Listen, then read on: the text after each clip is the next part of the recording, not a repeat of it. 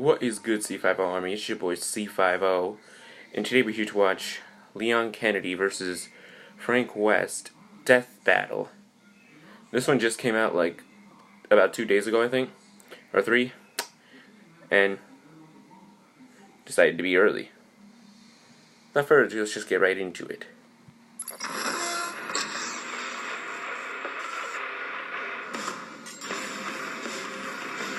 Surviving the undead apocalypse takes grit, perseverance, and an army's worth of firepower.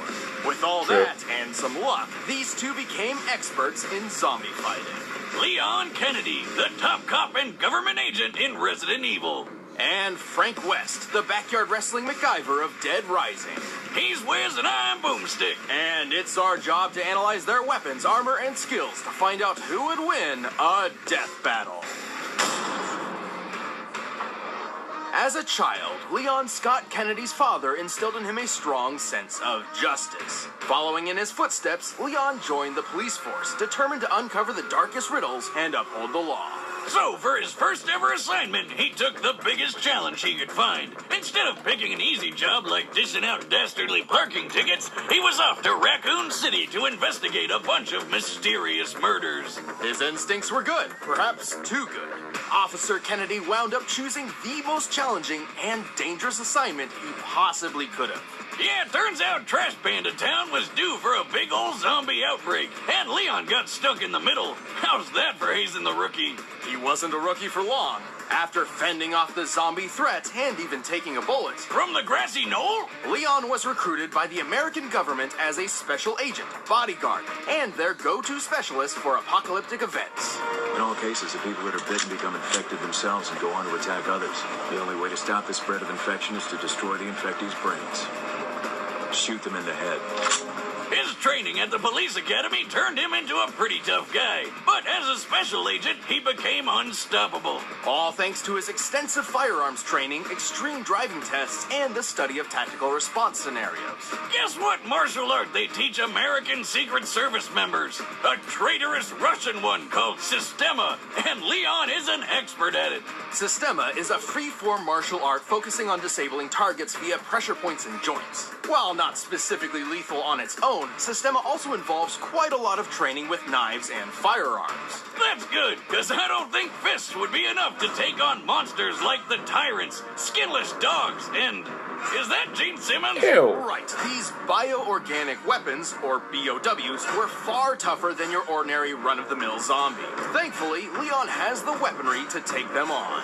He's efficient with just about any kind of gun, but like me, he loves carrying around his favorites, including the Silver Ghost, a unique pistol specifically designed for him. He's also got a modified .50 caliber Desert Eagle Magnum, a gift from his father.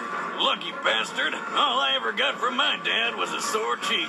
While he has no problem dual-wielding handguns, Leon is extremely proficient in dealing damage with heavier weapons, such as the M203 grenade launcher or his ludicrous rocket launcher special.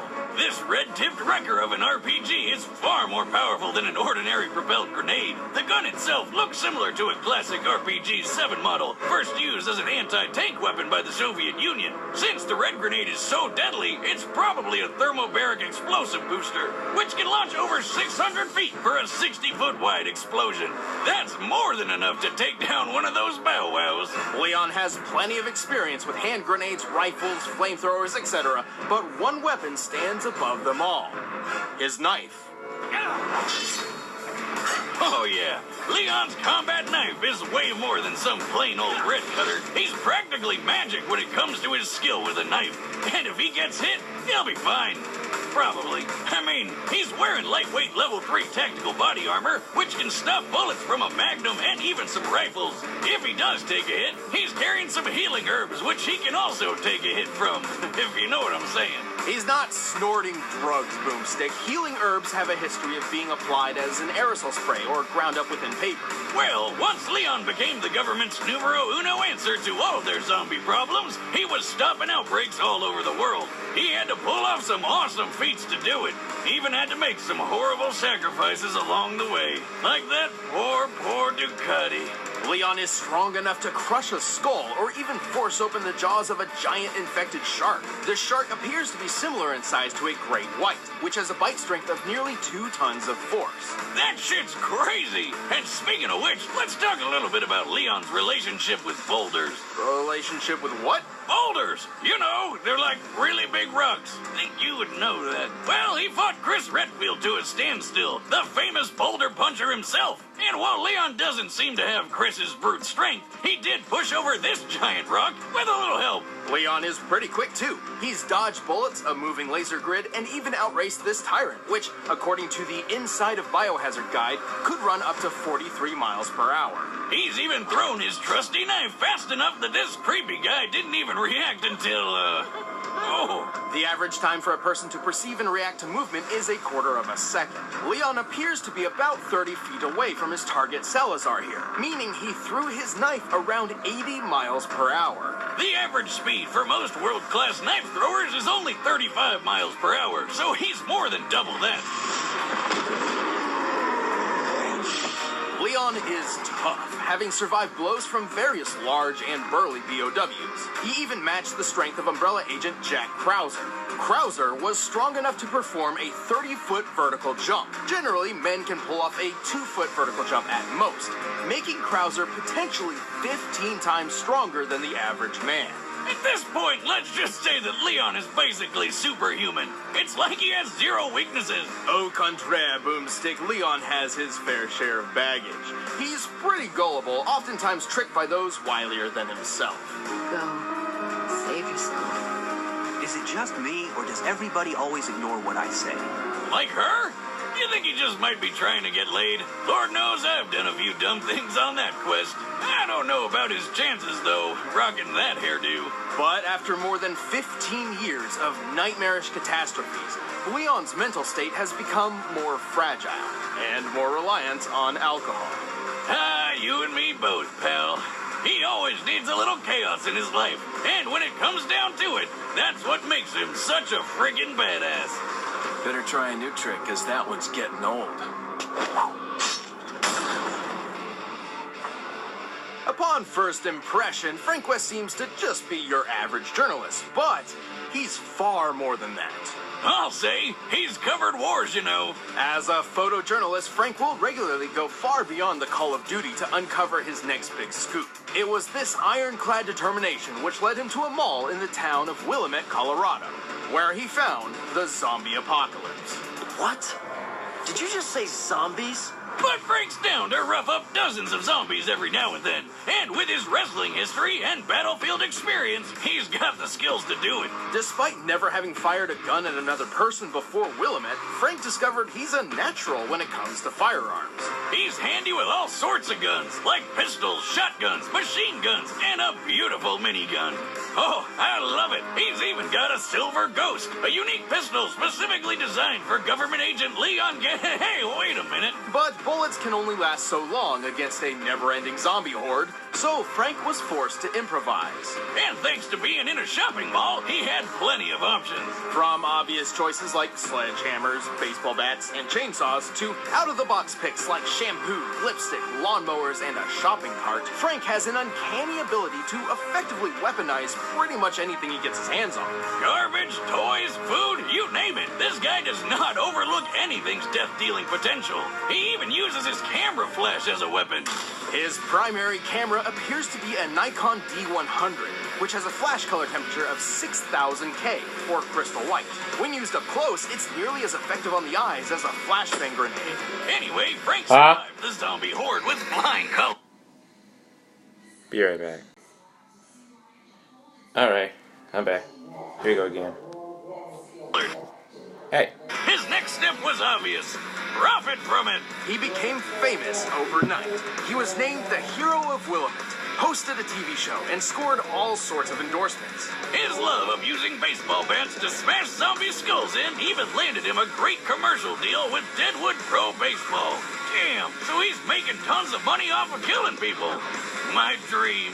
I know, right? All these zombies were technically people once, so when you really think about it, this whole situation is pretty Freaking awesome!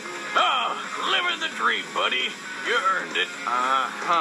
Anyway, fame is a fickle mistress, and it wasn't long until Frank's 15 minutes of fame were cut short. He eventually became a college teacher, but not before several more encounters with the undead kind. And the more he fought him, the more creative he got about it. Frank's greatest asset is his impressive ingenuity. With nothing but his blood, sweat, and tears, And a shitload of duct tape, Frank perfected the art of combination weapons. like the paddle saw, where he took a kayak paddle and strapped on a couple chainsaws for a rip-roaring good time. The electric crusher is an invention combining the power of a car battery with the weight of a sledgehammer, crafting a Mjolnir for mortals. The Blitzkrieg is a freaking wheelchair, powered by a car battery, firing machine guns all over the place. Stephen Hawking could have even beat death with that. He can make a laser sword by sticking a gem into a flashlight. Don't ask me how. And the Reaper is the unholy union of sickle and samurai sword. Wow, and all that is just scratching the surface. He's even got combo vehicles, like the exosuit, That's a suit made of slurping machines. which shoots ice tornadoes. Talk about cool, pun intended. Even stranger, Frank has used an arcade machine to miraculously copy some of the powers of fellow Capcom characters. You're a wizard, Frankie. No, he's not magic. These powers come directly from costumes most commonly obtained from the machine. For example, he can don Ryu's ki to perform hurricane kicks, or Mega Man X's armor complete with the Mega Buster. You are what you wear. Speaking of costume changes, sadly, Frank eventually was caught by zombies and wound up becoming another mindless slave of the undead horde. But it's okay. He got better. Frank has pulled off a lot of impressive feats. Despite having little formal training aside from maybe a 3-day combat journalist crash course, he's killed hundreds, maybe thousands of zombies, giving him one of the highest body counts in video game history. He's really strong, Damn. too. He can pull a zombie's limbs and head off, no problem. And in the exosuit, he's pushed around a 2-ton car. He's tough enough to survive long falls and devastating helicopter crashes with little issues. And he's quick enough to catch up to and board a train moving 15 miles per hour in less than 3 seconds. He can even hop off zombies' heads like a ninja so well that the zombies barely even notice. Wait, they don't notice that he's literally jumping off their heads? How the hell does he pull that off? Very carefully. But Frank has fought more than just mindless zombies. Yeah, like some crazy clowns with chainsaws and a freeze gun, and plenty of other psychomaniacs. This is my stuff! Including Lance Corporal Calder, the world's first intelligent soldier zombie. Also, I think it's important to note many of these feats were performed in a span of 72 hours with no sleep or rest. According to a study on sleep deprivation in 2010, an average human's physical and mental health begins to severely deteriorate after 36 hours of no sleep, resulting in disorientation and even hallucinations. Here I thought heavy drinking was the only way to legally hallucinate. Well, time to binge Netflix until I trip balls. Whether by inhuman stamina or just a shit ton of adrenaline, Frank was in peak condition for twice as long as he should have been. There's that journalist determination again. Sure, he may be a bit of a self-serving asshole, but he's pulled off the impossible more than once, even when he got into his 50s. Once a survivor, always a survivor. True. Snag your very own disposable Digi-Jeep disposable camera.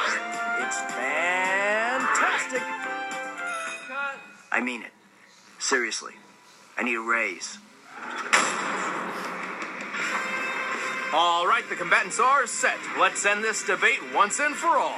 But first, let me tell you about how you can be the MacGyver of the kitchen.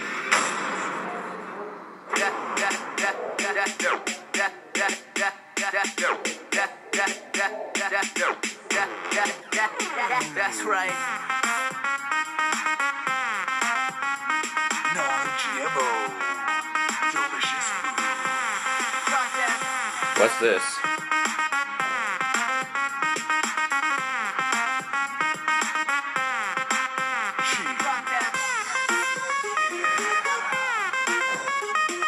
Tropical splash.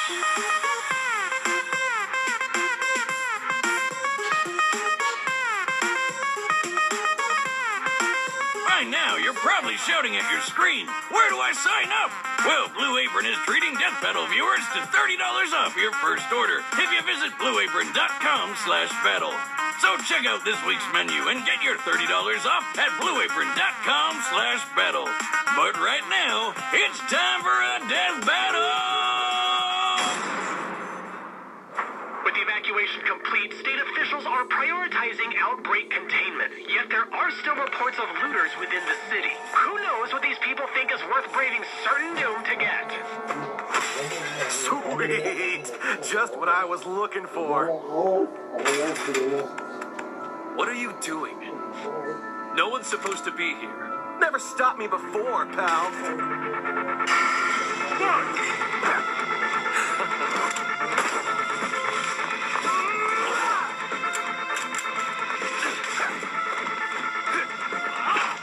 Batter up!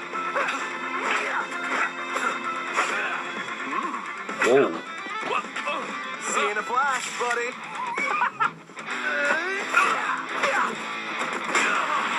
Ouch. Oh, shit.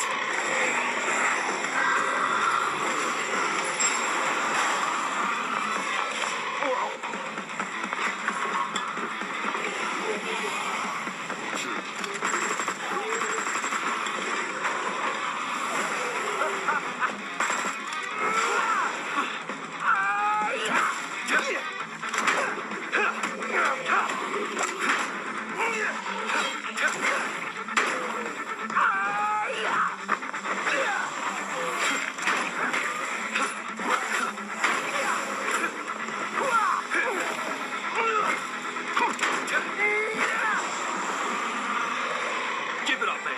You can't keep up with me. Wanna bet? I've covered wars, you know.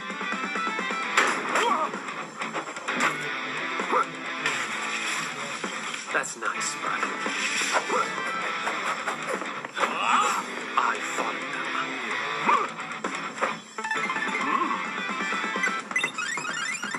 Lucky me.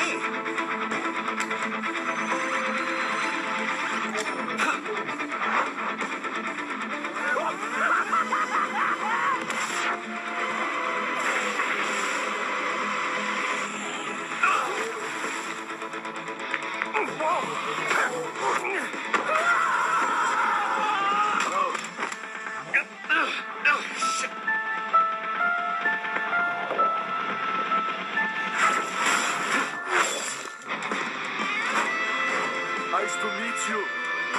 Why don't you chill out?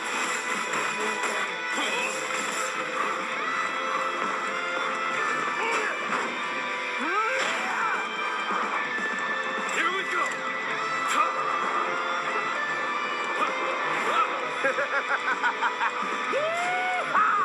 It was ice fighting with you, buddy.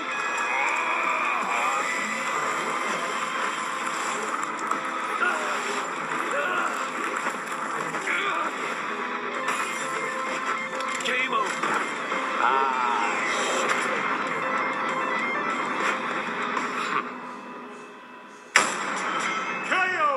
Something tells me Frank won't be coming back from the dead this time. Frank's cheeky strategies and endlessly creative arsenal certainly put up a good fight, but in the end, Leon just had him beat in nearly every other category. Frank was one tough cookie, but Leon's superhuman abilities were just more impressive. Frank's pushed a 2-ton car, right? Yes, which is similar to Leon holding back the shark's 2-ton biting force, but his boulder feat was much more impressive. By comparing the boulder's size to Leon, it appears to have weighed around 9 tons at minimum. While Leon did have help pushing it, even half of 9 tons is much heavier than anything Frank's lifted or pushed.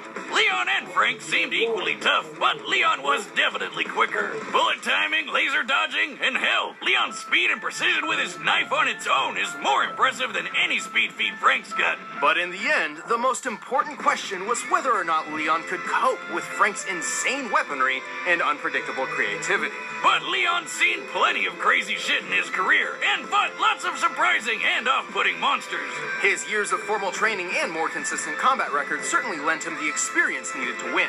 He's survived numerous battles with enemies powerful enough to one-shot him, and he's shown plenty of creative strategy and critical thinking mid-fight.